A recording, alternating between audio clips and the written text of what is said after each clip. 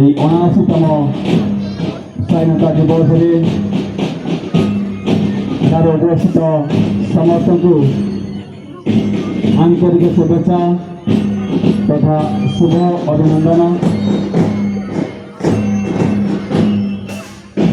घोषवादक मैंने घोषवाद जारी रखिंट से अपेक्षा कर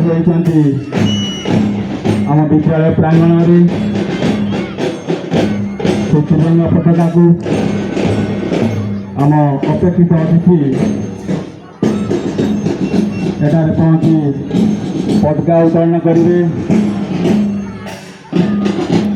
एपटे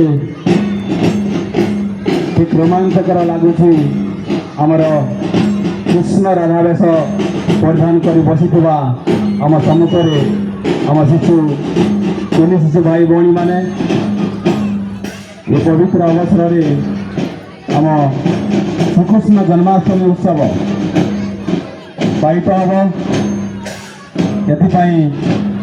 एम मन भी से गोटे कथा गोटे भाषा आम भी पालन करूँ राधा कृष्ण